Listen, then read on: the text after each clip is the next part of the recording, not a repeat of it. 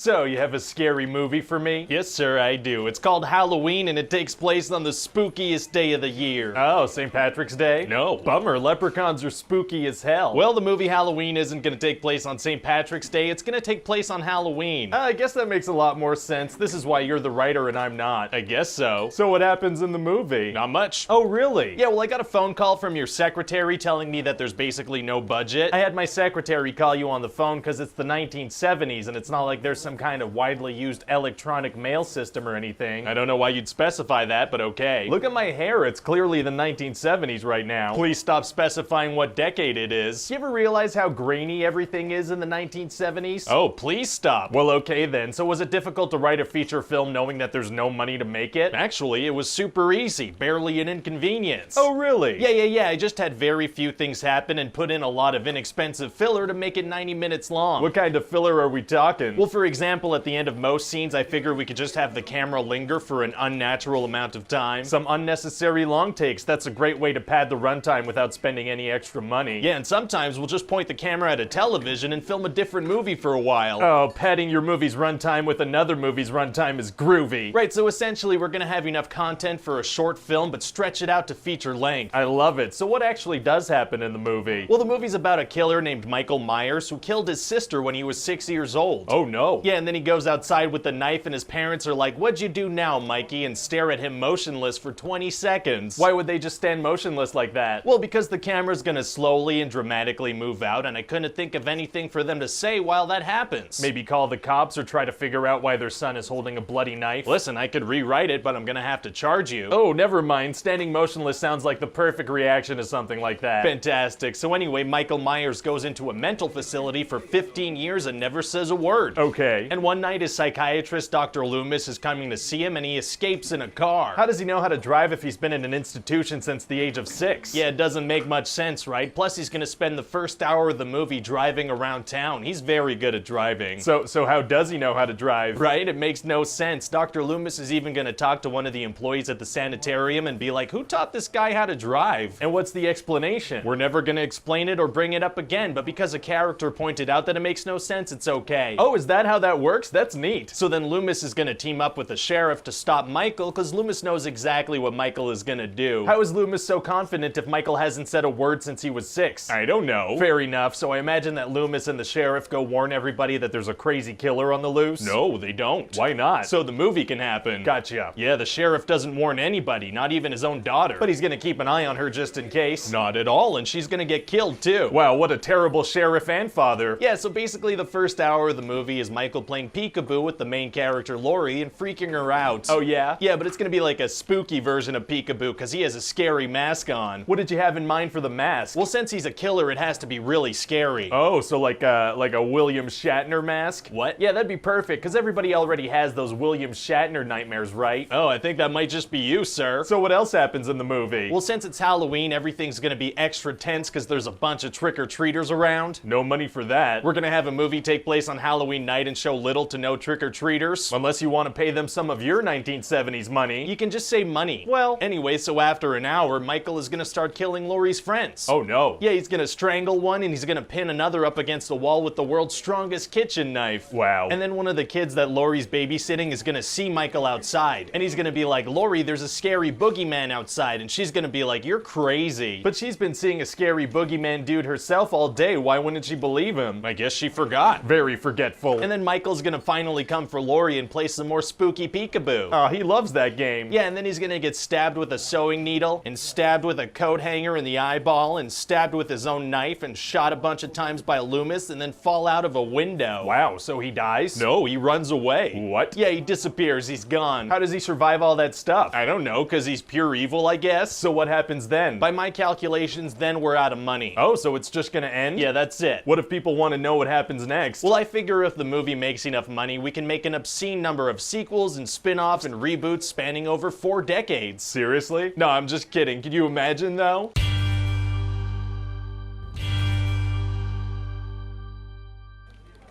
So, you have a Halloween sequel for me? Yes, sir, I do. So it picks up 40 years after the original, and now Laurie is super obsessed with— Wait, Laurie Strode? Yeah, from the first movie. Pretty sure we killed her off in Halloween Resurrection. What the hell is Halloween Resurrection? One of the sequels to Halloween. There's more than one Halloween movie? Oh yeah, way more than one. Wow, I should have done some research. Yeah, sounds that way. I mean, there's a whole story thing where Laurie is related to Michael Myers. Oh, well, here's an idea. How about we act like none of that ever happened? Oh, playing make-believe is tight. That's why I got into the movie business. Yeah, it is. So what is this sequel called? Well, naturally, it's gonna be called Halloween 2. Well, there are already 2 movies out there called Halloween 2. Oh, well, what about something like Halloween, The Curse of Michael Myers? Already did that. Damn it, well, what about just Halloween? Once again, already 2 of those out there. Titles are hard, man. I don't like this game. Let's just call it Halloween. The sequel to Halloween's gonna be called Halloween? I feel like that's confusing. I promise you it's not gonna be confusing. If you say so, so tell me what happens in Halloween. Which one? See? Ah, shit. Okay, whatever. What happens in this movie? Okay, so the story of Michael Myers is being covered by a couple of journalists, right?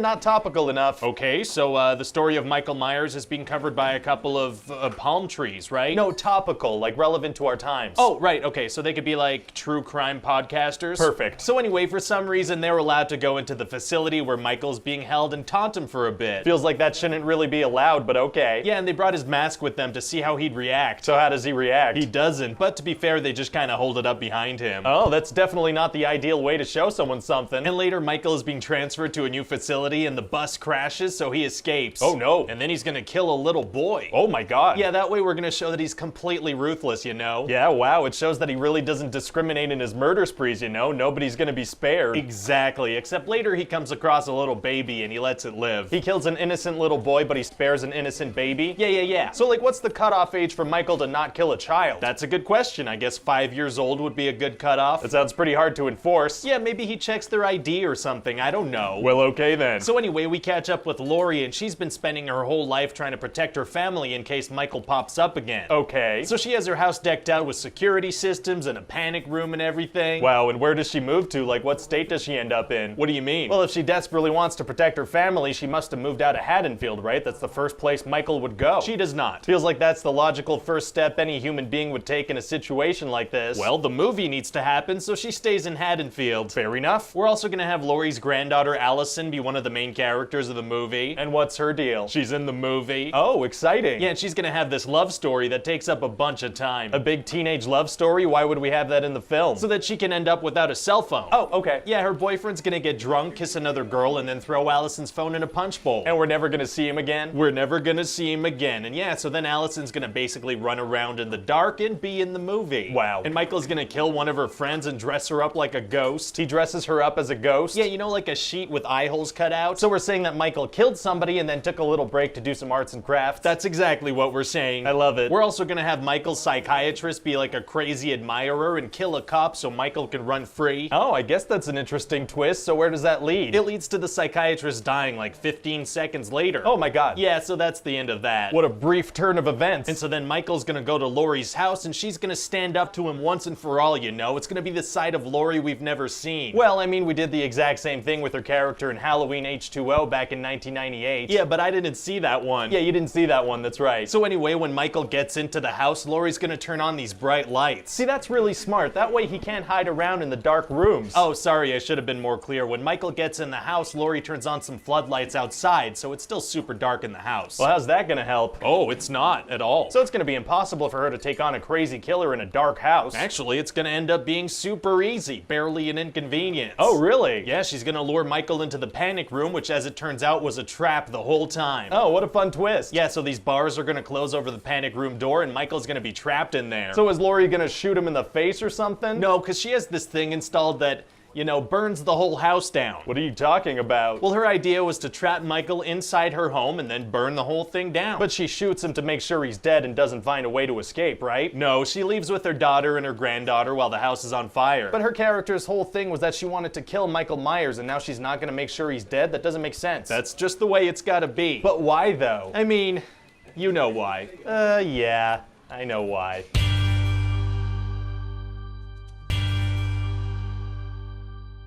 So, you have a Halloween sequel for me? Yes, sir, I do. So you remember in the last movie how Laurie Strode shot 2 of Michael Myers' fingers off and stabbed him and left him for dead in a house fire? I do, yeah. So at the beginning of this movie, Laurie's gonna see some firefighters on their way to the fire and be like, oh, dang it, no. She didn't account for the existence of firefighters when she planned a house fire? She didn't, no. So then Michael's gonna kill like 10 firefighters. A bunch of firefighters in great physical condition get taken out by an 8-fingered 60-year-old with smoke inhalation? That's what we're going with, because first of all, they each take turns attacking him, and second of all, Michael's now surprisingly good at martial arts. Oh, maybe it's one of those house fires you keep hearing about that are very, educational karate-wise. I might have just made that up. Maybe. So then at the hospital, Laurie has emergency surgery because Michael had stabbed her as well. Oh, that's right. And then you're gonna like this, she's gonna spend the rest of the movie in a hospital bed, barely having anything to do with anything. Aren't we billing Jamie Lee Curtis as the star of this movie? Feels like she should do something. Oh, actually, at a certain point, she is gonna get out of bed, but then she's gonna be like, ouch, my stitches, and she's gonna go back to bed. That works. So then we're gonna go to a local bar and meet some characters that are having like a Halloween talent show. Oh, this is still the same night as the last movie, isn't it? It's about an 18-hour night, I'd say. So this guy, Tommy Doyle, gets on stage, and he's actually the kid that Laurie was babysitting in the 1978 movie. So what's his talent? Ruining everybody's fun. Oh, it is. Yeah, he goes on stage and he's like, I'm not doing any talent thing. I just want to remind everyone that there were murders that happened 40 years ago. Oh yeah, that guy's a real buzzkill. He is. And then on the bar TV, they're gonna see that Michael Myers and this other guy escape from a psychiatric hospital. Oh, so they see his face? They do, yeah. We don't see it because it's blurred to us, but they do. Oh. So Tommy Doyle decides he's gonna get a mob together and go kill Michael. Oh, he is? Yeah, he says Michael's been terrorizing this town for 40 years, so evil dies tonight. Hasn't Michael been locked up for 40 years after killing 3 people in the late 70s? Yeah, just terrorizing the town. So Tommy's like, evil dies tonight. Yeah, he already said that. Oh yeah, no, I know. About half the lines in here are people saying evil dies tonight. Oh, okay, gotcha. So Tommy goes around recruiting people for his mob, and he's like, we're gonna go murder a guy. Do you wanna come with? And people are like, yeah, okay. Oh, being easily convinced to do murder is tight. It is. So all these people, they're gonna be like,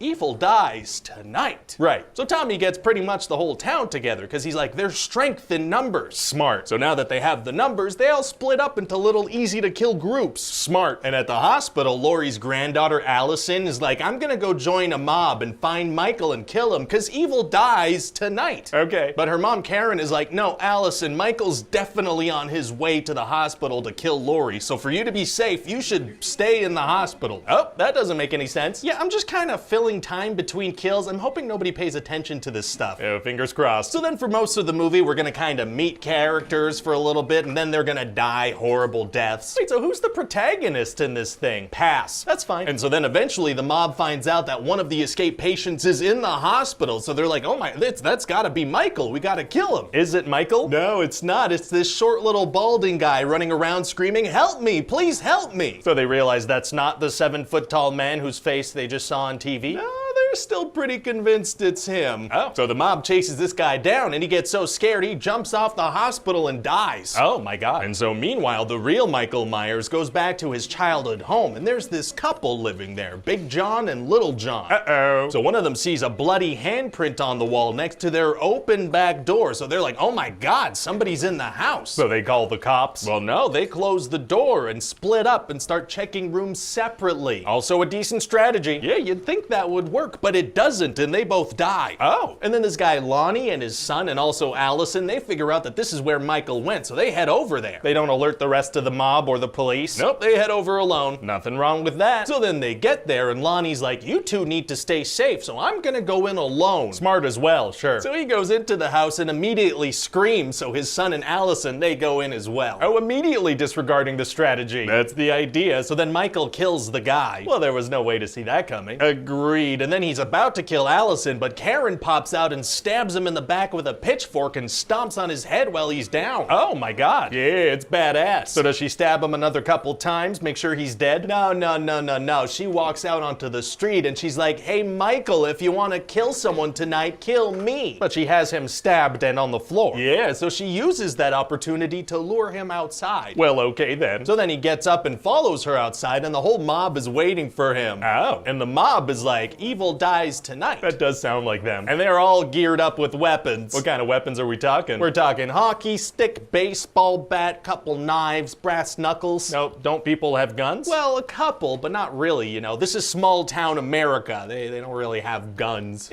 Anyway, so now it's Michael versus a big mob of people. Oh man, it's gonna be impossible for him to beat those numbers. Actually, it's gonna be super easy. Barely an inconvenience. Oh, really? Yeah, see, they shoot and stab him in a couple of non-lethal areas, and then they're like, hey, we did it, gang. He's dead for sure. Nobody goes for a headshot? They don't, no. So then Michael gets up. How though? I mean, even with crappy weapons, they should have enough people to take him down. Well, see, they do like the firefighters, and they attack one at a time, and those who do have guns try to fire them within grabbing range. Oh, these people are terrible at staying alive. They are. So then Karen goes inside Michael's house and looks out the window, and then he pops out and kills her. Aren't there any police around? Oh yeah, there's a ton of cops, but Michael sneaks around them off screen, which means I don't need to explain how that happened. Oh, is that how writing works? It is. Neat. And then we're also gonna say that with every kill, Michael gets more powerful. So he's like supernatural? Maybe, I don't know. Okay. Oh, and also we're gonna say that Michael never actually cared about Laurie Strode, he just wanted to go home. Oh. All right. So then in the next movie, Halloween Ends, we're gonna have the big showdown between Laurie and Michael. And you just said he doesn't really give a crap about her at all? That's right. So that's the stage you've set for yourself. Exactly. We're gonna keep it focused on that epic showdown in which one of the parties doesn't really care. Sure, you gotta keep it focused. Yeah, but then also just kind of throw a bunch of other gimmicks in there too, I think. Well, sure.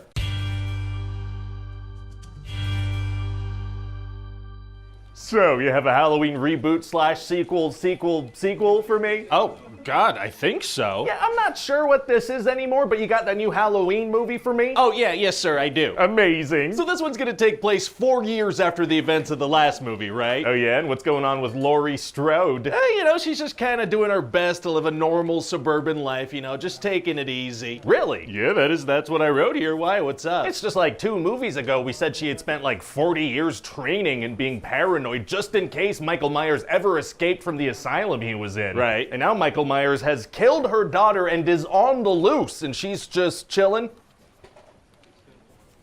Yeah, no, she's chilling. Oh, okay, cool. So anyway, we're gonna meet this weird 24-year-old dude named Corey, right? Hey, what's his deal? Well, his deal is that the movie's about him now. Oh, it is? Yeah. What about Michael Myers and Laurie Strode? Not so much, no. Isn't that what people would want to see, though? Who's to say? I mean, probably everybody. Okay, well look, we could focus the marketing on Laurie Strode versus Michael Myers, but I think in terms of the actual movie, we're gonna really want to focus on this Corey guy. If you say so. So what's going on with, Corey, was it? Corey, yeah, and so 3 years ago, he accidentally killed the kid he was babysitting, and the whole town hates him now. Like, he gets bullied by some high school kids. Like big football jocks? Oh, worse. Marching band. What? Yeah, these little marching band kids are real mean to Corey, and one day while they're bullying him, he hurts his hand. Uh-oh. And so Laurie brings him to this doctor office where her daughter Allison is now a nurse, and she's like, hey, maybe you date my daughter now. What? And Allison sees this dude, and she's like, oh,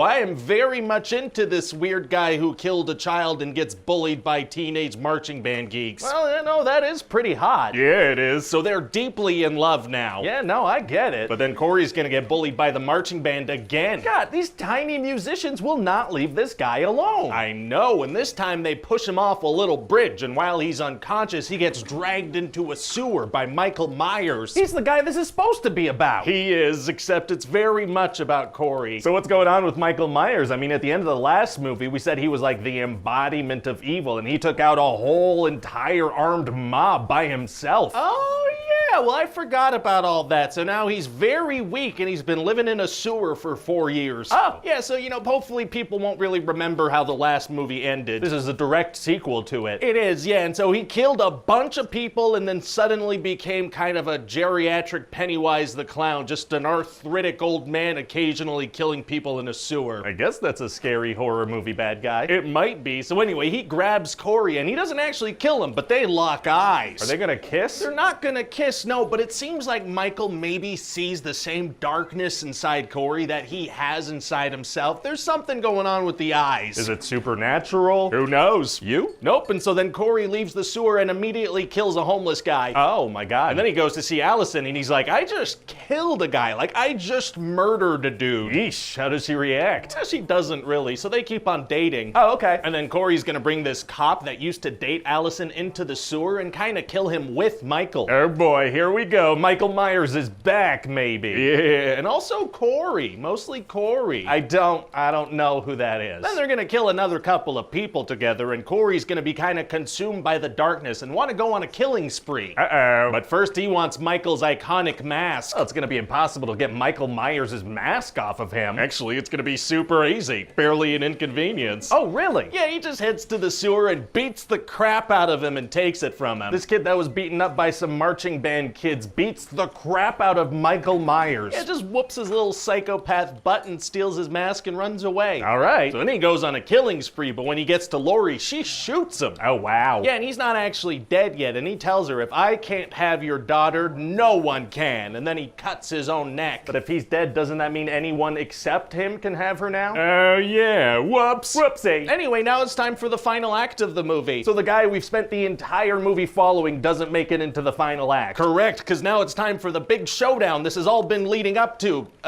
mostly in the background, I guess. Which is? This old weak sewer guy who was just beat up by a guy who was bullied by band geeks versus a grandmother. Right. And so then they fight, and the grandmother wins. Oh, violent grandmas are tight. Yeah, they are. And so then the whole town comes together and parades through the streets with Michael's dead body. How did everybody find out? Did Lori send out a group text? Probably a group text situation, yeah. So then they throw his body into this grinder thing, which, grinds it. Gross. And so that's it? He's dead? He's dead, sir. And then we see Lori writing a book about the whole experience, and she's like, there will be no grave, no memorial. The memory of him will fade. The memory of him will fade. Wow.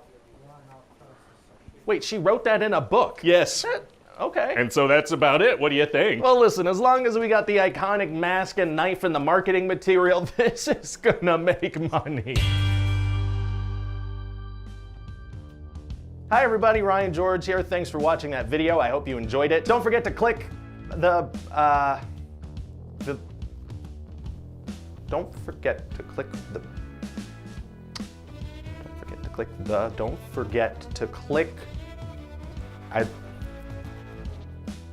it's gonna come to me. Don't forget